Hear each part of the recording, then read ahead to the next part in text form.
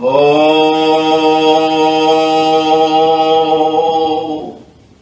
ஓம். அனைவருக்கும் நமஸ்காரங்க.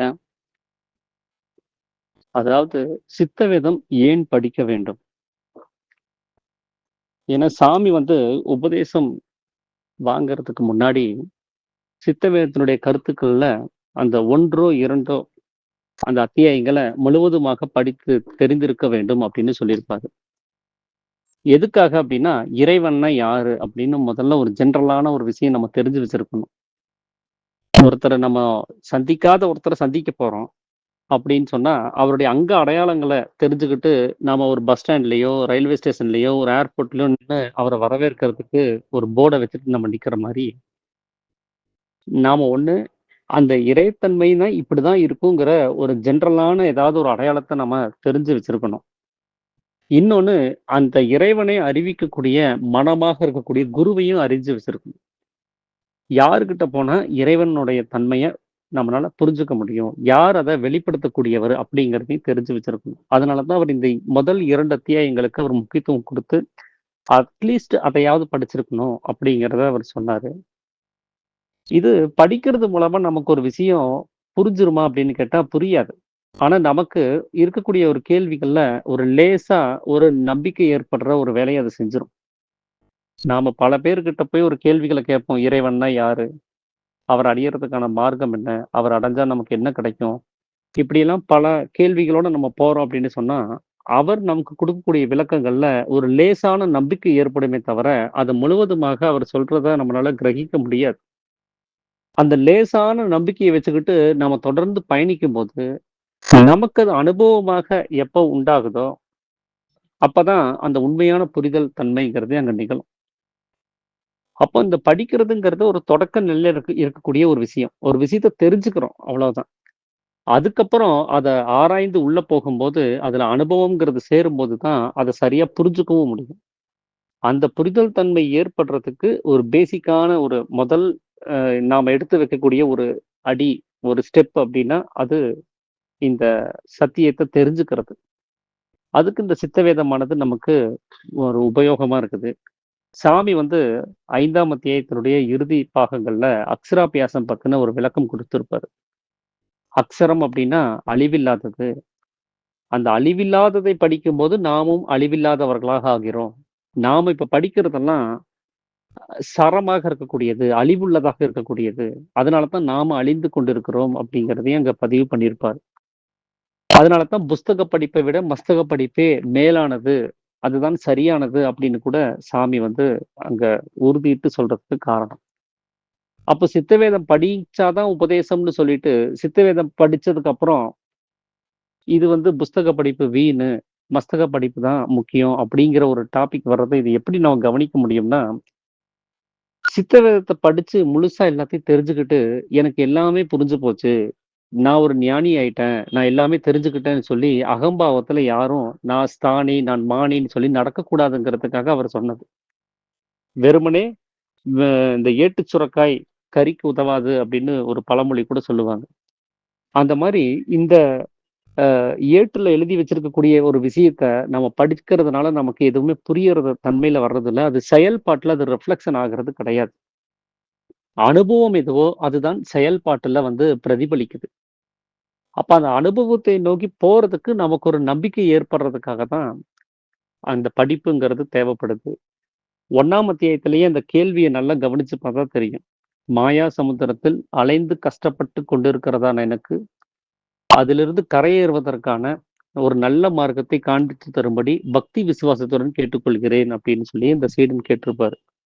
அப்ப அவருக்கு இந்த சத்தியத்தின் மேல ஒரு பக்தியும், விசுவாசமும் ஏற்படணும் அப்படிங்கிறதுக்காக வேண்டி தான் அவர் அந்த கேள்விய கேட்டு பதில அவர் எதிர்பார்த்துட்டு இருக்கிறாரு. அப்ப நாம ஒரு சித்த வேதத்த படிச்சு தெரிஞ்சுக்கிறதுல நமக்கு ஒரு பக்தியும், விசுவாசமும் இந்த மார்க்கத்தின் மேல ஏற்படுது. அந்த பக்தியும், விசுவாசத்தையும் வைத்து நம்ம மேலும் அதுல பயணப்பட்டு போகும்போது, அனுபவ ரீதியாக எல்லாமே ஒரு நல்ல ஒரு ஆதாரப்பூர்வமான சான்றுகளாக அது நமக்கு தெள்ளத் தெளிவாக ஒரு புரிதல் தன்மையை ஏற்படுத்துது. அப்போ அந்த நம்பிக்கை, விசுவாசமும் இன்னமும் ஆழமாகக்கூடிய ஒரு நிலைமைங்கிறது அங்க ஏற்படுது. அப்ப இந்த தொடக்க நிலையில இருக்கக்கூடிய நாம, இந்த சித்த வேதத்தினுடைய வாசிப்புங்கிறது இங்க அவசியப்படுது. இதுல இன்னொரு விஷயமும் நம்ம அதுல நல்லா புரிஞ்சுக்கணும். இதுநாள் வரைக்கும் நம்ம பிறந்ததுல இருந்து இந்த மார்க்கத்துக்குள்ள நுழையிற வரைக்கும் ஜீவன பத்தி யோசிச்சதே கிடையாது.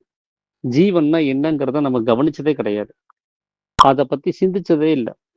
அதனுடைய முக்கியத்துவத்த நம்ம தெரிஞ்சுக்கிட்டதே இல்ல. ஜெனரலா நம்ம ஒரு லைன்ல சொல்லிருவோம். எல்லாத்துக்கும் ஆதாரம் ஜீவன் தான். உயிரோட இருந்தா தான் எல்லாமே பண்ண முடியும். உயிர் இல்லைன்னா எதுவுமே பண்ண முடியாதுன்னு வாய் வார்த்தையில மேலோட்டமா சொல்றோமே தவிர, அது உணர்வு ரீதியாக செயல்பாட்டுல அப்படி நம்ம நடந்துக்கிறோமான்னு கேட்டா இல்ல. அப்ப எங்கேயோ படிச்சது, எங்கேயோ கேட்டது இத வச்சுக்கிட்டு தான் நம்ம பேசிட்டு இருக்கிறோமே தவிர, அவரவருக்கு சொந்த அனுபவமாக அந்த உயிர் தன்மை சார்ந்த அந்த புரிதல் தன்மை ஏற்படல. அதனால தான் வெளி விஷயங்கள பிடிச்சுக்கிட்டு ஜீவன நசி செய்றதுக்கு நம்ம அனுமதி குடுத்துட்டு இருக்கிறோம்.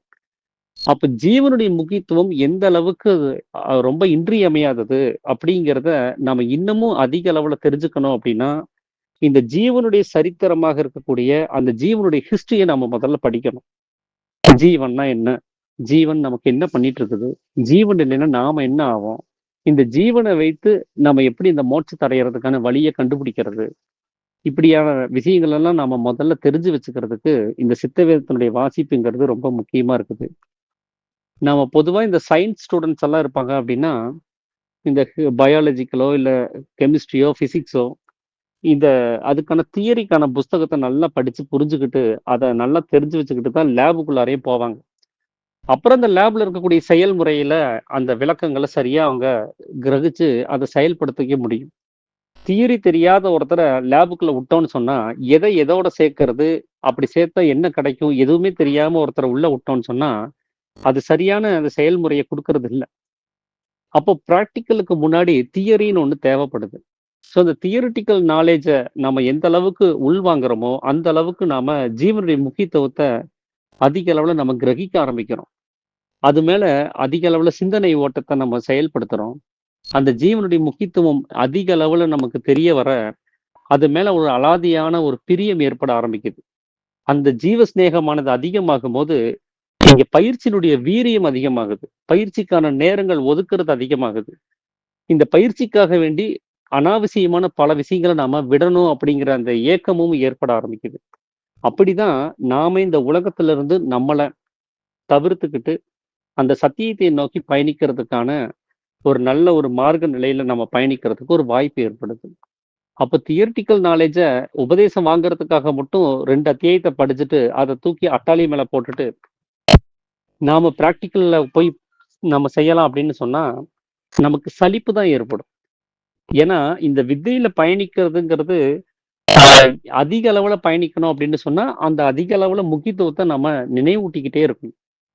எப்படி டெய்லி 1 மணி நேரம், 2 மணி நேரம் ஜெபத்துக்குன்னு ஒரு நேரத்த ஒதுக்குறோமோ, அதுபோல இந்த ஜீவனுடைய முக்கியத்துவத்த நமக்கு நினைவூட்டிக்கிறதுக்கு 1 மணி நேரமாவது சித்தவேதம் படிக்கிறதுக்கோ, சித்தவேத கருத்துக்கள கேட்பதற்கோ, அத பத்தின விஷயங்கள தெரிஞ்சுக்கிறதுக்கோ நம்ம நேரம் ஒதுக்கி, நமக்கு நாமே நினைவூட்டுற வேலைங்கிறது இருக்குது.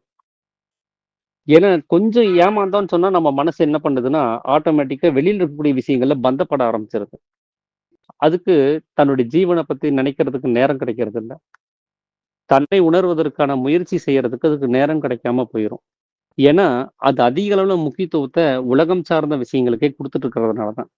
அது ஒவ்வொரு செயல்கள்லயும் ஆனந்தத்த தேடி, அதை அடையறதுக்கே அது முயற்சி பண்ணிட்டே இருக்குது. அங்க ஆனந்தம் இல்ல, உள்ள தான் ஆனந்தம் இருக்குங்கிறத அதுக்கு சும்மா சொன்னா அது புரியாது. ஸோ, முதல்ல அதுக்கு நமக்கு எங்க ஆனந்தம் இருக்குது, இந்த மனமானது எங்க போய் சேர்த்தணும் அப்படிங்கிற ஒரு ஒரு சின்ன ஒரு நாலேட்ஜாவது நமக்கு வேணும். அதுக்கப்புறம் தான் அத செயல்முறையாக்கி, அந்த மனசுக்கு அத அனுபவப்படுத்தினதுக்கு அப்புறம், நம்ம அந்த மனசுக்கு எதுவுமே சொல்ல வேண்டியதில்ல. சிற்றின்பத்த அது ஆட்டோமேட்டிக்கா அது விட்டுரும். வெளியில இருக்கக்கூடிய பந்தங்கள அது ஆட்டோமேட்டிக்கா விட்டுரும். பெரிய ஒரு பேரானந்தம் உள்ள கிடைக்க பெறுது அப்படிங்கிற பட்சத்துல, இந்த மனசானது தன்னுடைய வெளி தேடல்களையும், வெளி செயல்களையும் விட ஆரம்பிக்கும். அப்படிதான் அந்த உள்முக பயணமானது அதிகரிக்க அ ஒரு வாய்ப்புங்கிறது நமக்கு ஏற்பட ஆரம்பிக்குது. ஸோ இது எல்லாத்துக்கும் ஆணிவேராக இருக்கக்கூடியது ஒரு விஷயம் என்ன அப்படின்னா, சித்தவேதம் தான். இதுல இன்னொரு விஷயமும் நம்ம கவனிக்க வேண்டியது இருக்குது. என்ன அப்படின்னா, அவனவனுக்கு அவனவனுடைய அடங்கிய மனமே குரு அப்படின்னு சாமி சொல்லியிருந்தாரு.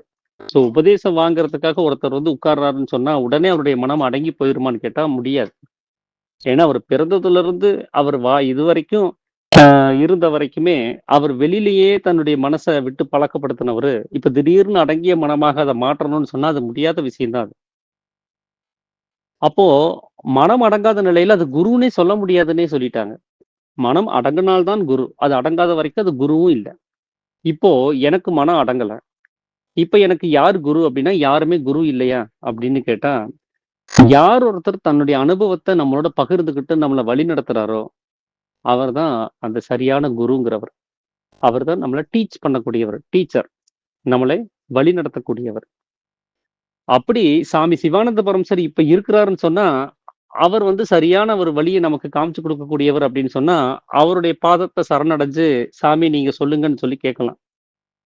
அவரும் சமாதி ஆயிட்டாரு. ஆனா, அவருடைய அனுபவத்த அவர் என்ன பண்ணியிருக்கிறார்ன்னா, சித்த வேதம்ங்கிற நூல்ல அத ஃபுல்லா ஏகத்துக்கும் 22 அத்தியாயங்களாக விரித்து அத சொல்லியிருக்கிறாரு.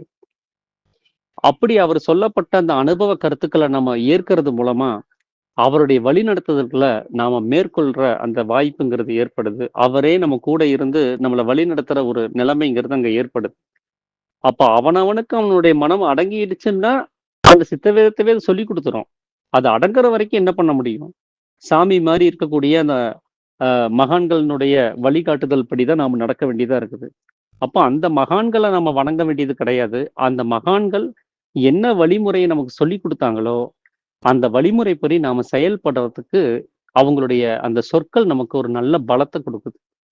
அந்த உத்வேகத்தையும், வைராக்கியத்தையும் வளர்க்கறதுக்கு அது உதவி செய்யுது. அந்த உள்முக மார்க்கத்தின் மேல ஒரு ஆழமான வைராக்கிய பயணத்த ஏற்படுத்துறதுக்கு ஒரு வழிவகை செய்யுது. அப்ப அதுக்காகவாவது நாம இந்த சித்த வேதத்த நம்ம அணுகுறது மூலமா, என்னுடைய மனம் அடங்குற வரைக்கும் சித்த வேதம் என்னுடைய குருவாக இருந்து என்ன வழிநடத்திட்டு இருக்கும். மனம் அடங்குனதுக்கு அப்புறம் நம்ம சித்த வேதத்த வாசிக்கிறதையும் விட்டுறலாம். ஏன்னா, மனமே அந்த சித்த வேதத்த சொல்லிக் குடுக்க ஆரம்பிச்சுரும். அது அனுபவத்துக்கு வந்துருச்சுன்னு சொன்னா, அதுவே எல்லா விஷயங்களையும் நமக்கு புரிய வைக்க ஆரம்பிச்சுரும். அப்போ அந்த மனம் அடங்குற வரைக்கும் நமக்கு குருவாக இருந்து நம்மள வழிநடத்துற அந்த பொறுப்ப சித்த வேதம் வச்சிருக்குது. அந்த சித்த வேதத்த நம்ம சரியா பயன்படுத்திக்கிட்டோம் அப்படின்னு சொன்னா, நம்மளுடைய மனம் அடங்குற நிலைமைக்கு போற வரைக்கும் நமக்கு ஒரு உறுதுணையாக நம்மள அது வழிநடத்தும் அப்படிங்கிறதுல எந்த ஒரு சந்தேகமும் கிடையாது. அதனால சித்தவேதத்தினுடைய வாசிப்புங்கிறது மிக, மிக முக்கியமான ஒரு விஷயம் தான். அது அந்த உபதேசம் வாங்குறதுக்காக மட்டும் படிக்கக்கூடிய ஒரு விஷயம் கிடையாது. உபதேசம் வாங்குனதுக்கு அப்புறமும் கூட, பலமுறை திரும்ப, திரும்ப படிக்கிறது மூலமா, நம்மள இன்னமும் அதிக அளவுல வைராக்கியமான ஒரு நிலைமைக்கு கொண்டு வர வைக்க முடியும். இதுல இன்னொரு பாயிண்ட்டும் இருக்குது. அது என்ன அப்டின்னா, சாமியினுடைய அனுபவத்த தான் அவர் அங்க எழுதியிருக்கிறாரு. நாம நாளைக்கு பயிற்சியில நமக்கு ஒரு அனுபவம் வருது அப்படின்னு சொன்னா, அந்த அனுபவம் சரிதானாங்கிறத நம்ம கம்பேர் பண்ணி பார்த்துக்கிறதுக்கும் அது ஒரு வாய்ப்பு அது அளிக்குது. சாமி சொன்ன அந்த அனுபவங்கள் நமக்கும் அந்த அனுபவத்தோட ஒப்பிட்டு பார்க்கும்போது, சரியா பொருந்துதா இல்லையாங்கிறத நம்ம கம்பேரிசன் பண்ணி பார்த்துக்க முடியும். அதனால அந்த சித்த வேதத்தினுடைய வழிகாட்டுதல், அந்த வெளியில இருக்கக்கூடிய விஷயங்கள்ல மட்டும் கிடையாது. அவனவனுடைய உள் அனுபவத்திலயும் கூட அத உபயோகமான ஒரு விஷயமா தான் நான் வந்து பார்க்கிறேன். அதனால சித்த வேதம் ஏன் படிக்கணும் அப்படின்னு சொன்னா, அதுக்கு இத்தன காரணங்கள் இருக்குது. இது எல்லாமே நமக்கு மிக முக்கியமான ஒரு விஷயமா நான் பார்க்கிறேன். நமஸ்காரங்க.